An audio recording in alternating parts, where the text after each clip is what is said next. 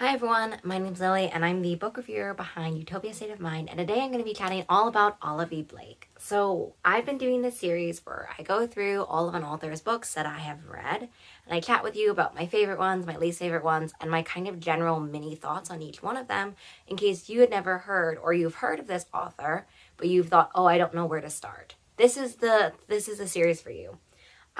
I know in my last video, I said that I was going to do, maybe like Emily Henry or Katie Robert next. But then when I was actually planning what authors could I even do for this series, Olivie Blake was one I was like, oh wait, I think I've actually read all of Olivie Blake stuff. So that's why this video has jumped the queue. I'm currently listening to Book Lovers, an audiobook for the Emily Henry one.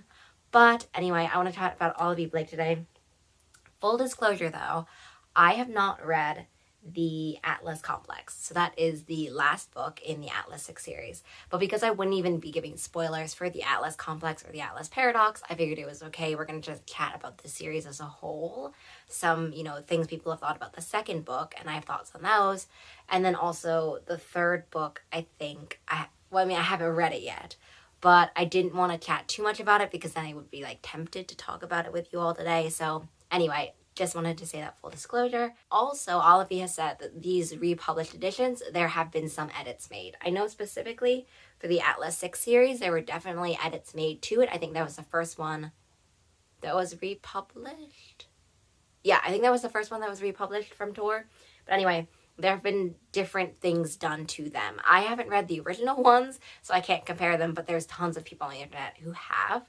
So for me, the first book I actually read by Olivie Blake, I actually listened to an audiobook of Alone with You in the Ether, and I absolutely loved it. I had no idea what to expect, mostly because people were saying, oh, it's kind of like a fantastical love story. But I think what I really ended up loving the most about Alone with You in the Ether was the fact that it talks a lot about mental health, and it talks a lot about relationships and that dynamic with it, when we're struggling with our mental health, about falling in love during those things and trying to figure out what kind of person we are, who we are when we're, getting help or not getting help, like all of those kinds of issues. Alone with You in the Ether really dials in on it. And yes, it is kind of a love story, but it's so much more than that, because I think when you hear love story, people expect it's going to be this kind of really sort of only ups kind of feeling, it's only going to be really fluffy and loving and stuff like that. But Alone with You in the Ether, it's just a lot more complex, a lot more nuanced. So that was my first one. And then I actually read Atlas 6. And then I don't actually know what I ended up doing. Oh, I think I read One for My Enemy, Masters of Death, Atlas Paradox, and I have not read Atlas Complex yet. So that's kind of my general reading journey. I'm first going to chat about sort of my basic stats, favorite book and favorite character mostly for this one, and then I'm going to chat a little bit more in depth about each of the books. And then hopefully that will answer all of your Olivie Blake or your quick shot Olivie Blake questions. So my favorite book has to be One for My Enemy. I heard that it was a Romeo and Juliet retelling, Romeo and Juliet retelling, but I had no idea what to expect. Also, there are so many Romeo and Juliet retellings, but One for My Enemy is really deeply focused on family and secrets, revenge, and also the way that family secrets kind of fester within a family unit. Family. One for My Enemy is, I think, more focused on family than, for example, Romeo and Juliet does. Which is weird because Romeo and Juliet is all about family, but I think that the side characters, and specifically the daughters and the brothers in One for My Enemy, their interactions and seeing their sort of each of their character developments was definitely my favorite part. It's also a really quick, easy kind of recommendation to give because it's kind of like Magical Witches set in a city, so urban kind of fantasy setting, with also Romeo and Juliet style family dynamics, family betrayal, and also it just felt so fun, and it also just felt so kind of deeply character driven at the same time. The balance in One for My Enemy in terms of character and plot were really fantastic. I think that that's not necessarily always the case with some of the other Olivie Blake books, so I'm going to talk about that a little bit later.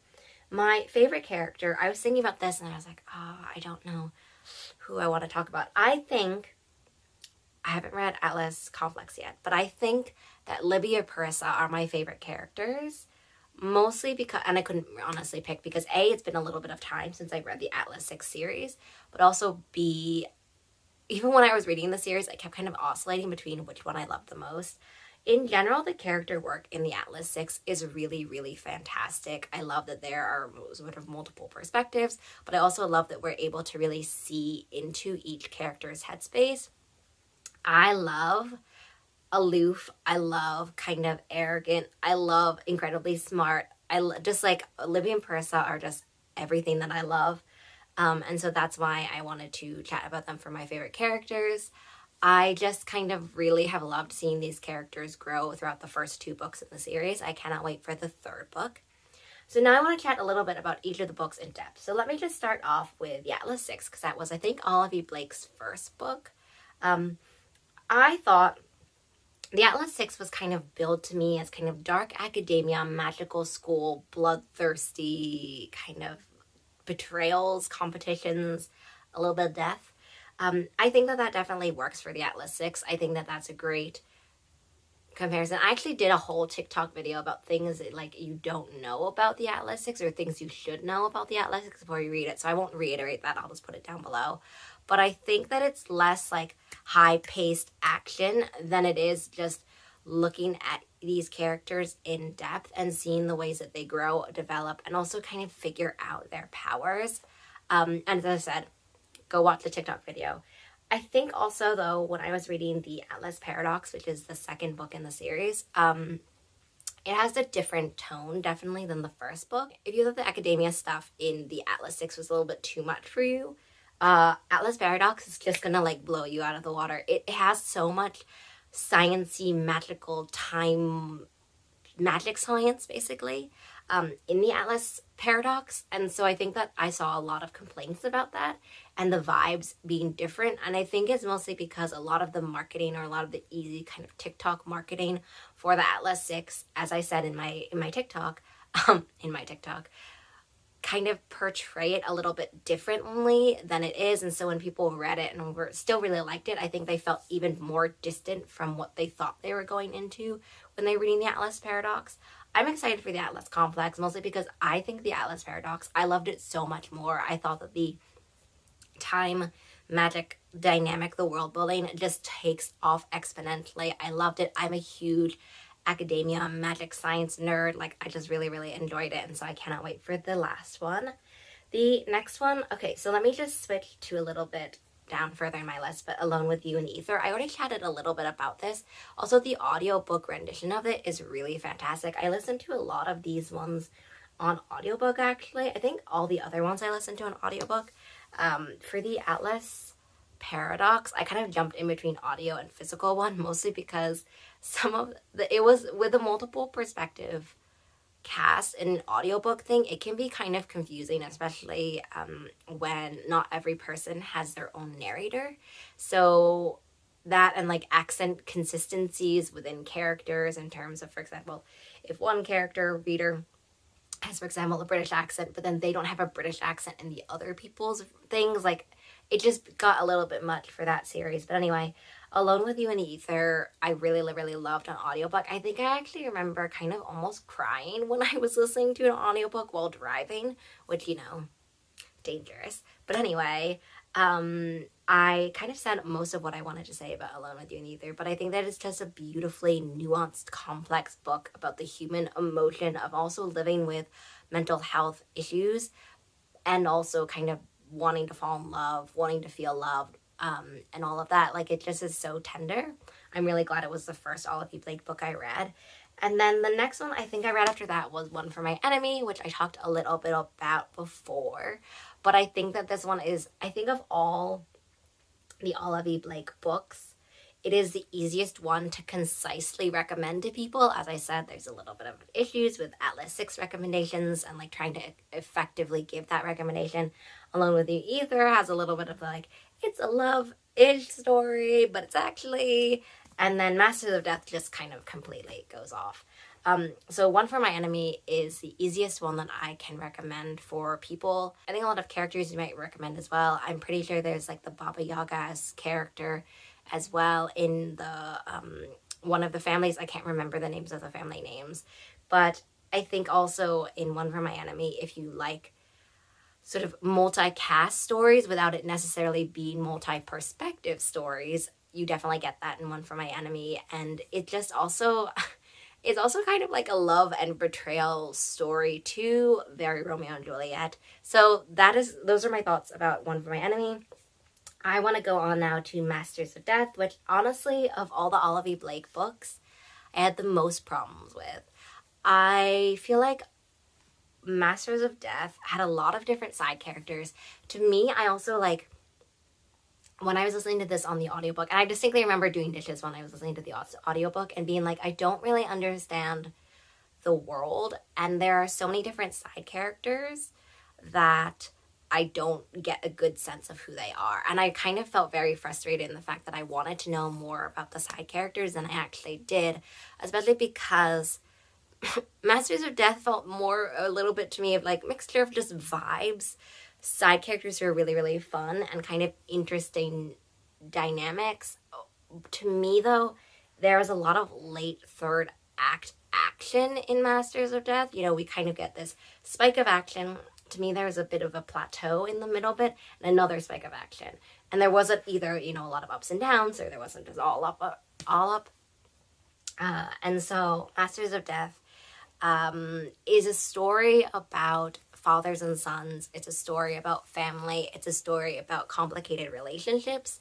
But there are so many meandering twists that go on in terms of this like deal bargain competition as well, and the side characters involved in it. Like, there were just so many things I really enjoyed about Masters of Death, but there in each of them I was kind of like, I wish, I wish we had more of this side character. I wish we had more of the interaction between the father and son, because at the end, it's tied up, and sort of that arc is sort of book ending this idea. It also talks a little bit about immortality and what you would do, what you would kind of find for entertainment if you were immortal. So many different things I really wanted to love and kind of glom onto and just really love. And it just left me feeling in some of those aspects like I just wanted a little bit more in Masters of Death. And I also wanted to talk about, actually, Olivie Blake has a pen name, and Olivie Blake is a pen name. I don't really know. Olivie Blake also writes under I don't remember. I think it's Alexine Farrell Falsmouth. That I could be wrong, but anyway, under that name, there's been My Mechanical Romance and also 12th Night, which is coming, which I have not finished reading. But My Mechanical Romance is this really cute YA, and I think that's a difference. So Olivie Blake is kind of like adult stuff, and the Alexine one is kind of YA stuff. And so My Mechanical Romance, which I wanted to bring up today, in case you're like, oh, what about YA books? I got you. My Mechanical Romance is a STEM. I think they're enemies. They're at least rivals, if not enemies.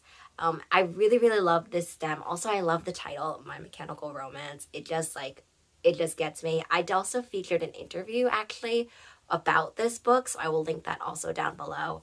But it was like a really, really cute contemporary STEM. I think also robotics, kind of like robot fight ones about kind of realizing like all rivals or like all enemies to romances. Because also in a YA contemporary setting, enemies are more likely always rivals and like nemesis. You know, it's not necessarily the stakes for enemies versus rivals in YA, I think, is a lot closer than it is in other genres. And so you kind of get to see more about what this person is like, why they're like that. And I love those scenes so much. And so I just wanted to mention My Mechanical Romance. I'm very excited for 12th Night. There are some really, really fun editions of that one. I love also the puns, My Mechanical Romance, 12th Night, like just really enjoy those. And I wanted to mention that today in case people didn't know about that either. This ends my Olivie Blake video. I will eventually, very soon actually, I'm going to start the Atlas Complex on the next pile of my kind of sort of, I have a variety of different books that I'm reading and different categories of books I'm reading in my head. So I have a whole category of like books that I'm overdue on, but I still want to read. So the Atlas complex is in that one. I talked a little bit about my reading habits before. I hope that you've enjoyed this. I'm hope to finish up the Emily Henry one soon, mostly because I got an arc of Funny Story, which is the upcoming Emily Henry book. So I was thinking I probably should read Funny Story before I chat with you all. So I'm kind of just really working hard on those ones. I hope that you enjoy. I hope to see you in that one. And I hope you've enjoyed this series as a whole. I know that I've gotten a few comments already that have said that you've enjoyed it, and that makes my day, because honestly, when I was thinking about this series, didn't really know if anyone would find them helpful.